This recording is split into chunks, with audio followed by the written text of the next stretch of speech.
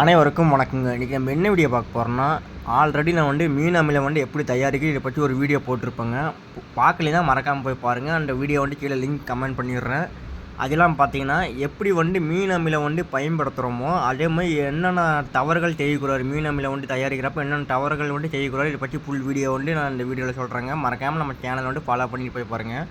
First என்ன பண்ண போகிறோம்னா, மீன் அமிலம் தயாரித்து காட்டுக்கு நாங்கள் பயன்படுத்திட்டோம். காட்டிங்கன்னா கரும்பு காட்டில் நிறைய இடத்துல அங்கங்கே ட்ரம்மில் ஊற்றி நாங்கள் வாய்க்கால் தண்ணி போகிற போக வாய்க்காவோட தண்ணியிலே நாங்கள் கலச்சி விட்டுட்டோம் மீன் அமிலம். அதெல்லாம் பார்த்திங்கன்னா வீட்டில் வளர்த்துற செடியெல்லாம் இருக்குது பார்த்தீங்களா, அந்த கத்திரிக்காய் செடி, வெண்டைக்காய் செடியெல்லாம் இருக்குது பார்த்தீங்களா, அதுக்கு நாங்கள் மீன் அமிலம் நிறையா பயன்படுத்திக்கிறோம்.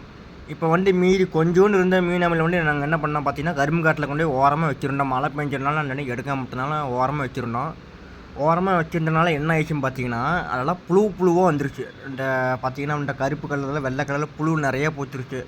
எதனால் பார்த்தீங்கன்னா, அந்த மீன் அமிலோட வாசம் இருக்குது பார்த்தீங்கன்னா, அந்தளவு ஸ்மெல் அடிக்கும். அந்தோட ஸ்மெல்லு கண்டு நிறைய இடத்துல இருந்து புழுவெல்லாம் நிறைய வந்துருக்குது. பாருங்களேன், அந்த புழு எப்படி வரும் பாருங்களேன். கடைசி வரைக்கும் இந்த வீடியோவில் பாருங்களேன் எப்படி இருக்குன்னு.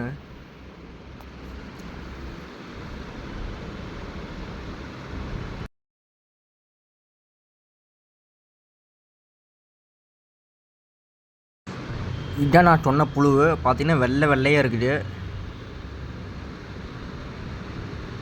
இதனால தான் மீன் அமிலம் தயாரிக்கிறப்ப ட்ரம்மெல்லாம் மூடி வைக்கணும்னு சொல்லியிருக்கிறாங்க.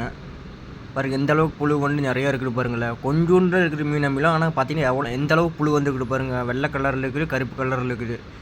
இந்த மாதிரிலாம் நீங்கள் மறக்காமல் இந்த மாதிரி விஷயம்லாம் நீங்கள் பண்ண வேண்டாம். பண்ணாமல் இருந்துக்க வரைக்கும் உங்களுக்கு நல்லது.